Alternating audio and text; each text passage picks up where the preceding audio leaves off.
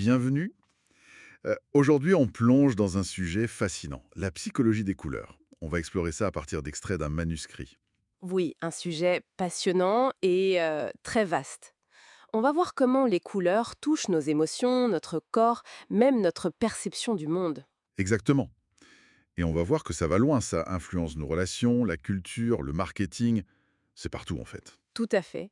Mais attention, il faut garder en tête que c'est très subjectif. La perception d'une couleur, ça dépend de la culture, de chacun, de nos souvenirs, Ah oui, l'expérience personnelle joue beaucoup. énormément. Et historiquement, on a des penseurs comme Goethe qui se sont penchés sur les effets psychiques des couleurs, les chaudes, les froides. Gut, oui. Et d'autres, après. Oui, comme Kuller, qui disait que percevoir une couleur, ce n'est pas juste recevoir une info, c'est une construction de notre esprit. C'est ça qu'on va essayer de comprendre. D'accord, alors commençons peut-être par une couleur forte, le rouge. Les sources le lient à quoi principalement?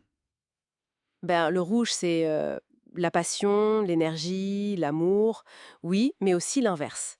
La colère, le danger, c'est très ambivalent. Et il y aurait même un effet physique, j'ai lu ça dans les notes, sur le rythme cardiaque. Oui, tout à fait. Une étude suggère que ça peut l'accélérer, augmenter la pression sanguine. C'est dire l'intensité. Impressionnant. Et culturellement, ça donne quoi? Alors là, c'est varié. La chance en Chine, la passion, le sacrifice dans le christianisme, et la liberté, bien sûr, avec la Révolution française. Donc très puissant. Et en marketing, on imagine? Ah ben oui, pour attirer l'œil, évidemment, mais cette dualité passion-danger est super importante. Un rouge brûlant lié à un mauvais souvenir, ça change tout. D'accord. Passons à l'opposé peut-être. Le bleu. Plutôt calme, sérénité. C'est ça. Le bleu, c'est le calme, la confiance, la stabilité. Les textes disent même que ça pourrait ralentir le cœur, apaiser la respiration. Logique qu'on le retrouve dans les chambres, les spas. Exactement, et dans le monde de l'entreprise, technologie, finance, pour inspirer cette confiance, cette fiabilité. Ah oui, juste.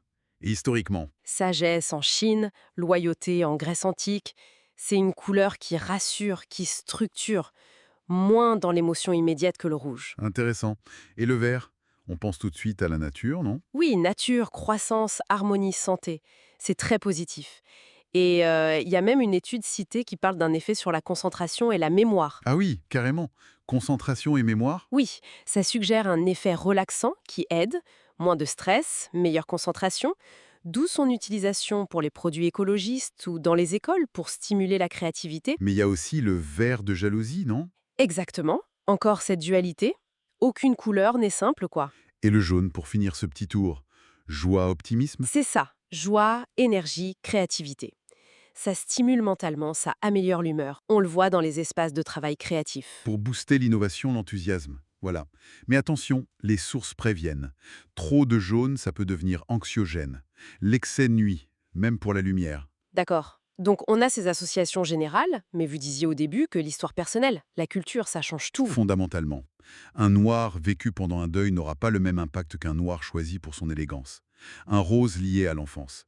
C'est personnel. Ce qui explique les usages pratiques alors. Ben oui, les marques choisissent leurs couleurs avec soin. Le rouge pour l'énergie, le bleu pour la confiance, le vert pour l'écologie. Et en éducation? En santé mentale? Pareil, on peut jouer sur les couleurs pour la motivation, la concentration, l'humeur. Ça touche même au bien-être, au stress, d'où la chromothérapie, même si c'est un autre débat. Ça influence même nos relations, l'expression de soi. Bien sûr, afficher du rouge pour la confiance, du bleu pour la sagesse, c'est une forme de communication non verbale. Comme disait Goethe, finalement, les couleurs sont en nous. Donc pour résumer, les couleurs, c'est bien plus que de la déco. Ce sont des sortes de messagers silencieux, hyper connectés à notre psyché, notre corps, notre culture. Tout à fait. Elles disent beaucoup sur nous. Ça raconte une histoire en fait. Exactement. Et ça ouvre une dernière question, inspirée par ces théories comme celle de Kuller. Si notre perception est une construction si personnelle, Oui, est-ce qu'en choisissant consciemment les couleurs autour de nous, on pourrait activement façonner pas seulement notre humeur, mais peut-être même notre interprétation de la réalité? ah, intéressant comme idée. Une phrase du manuscrit disait: la couleur de votre existence est la résonance de la couleur de vos pensées. Ça laisse songeur sur le pouvoir réel des couleurs dans nos vies. Absolument. De quoi réfléchir.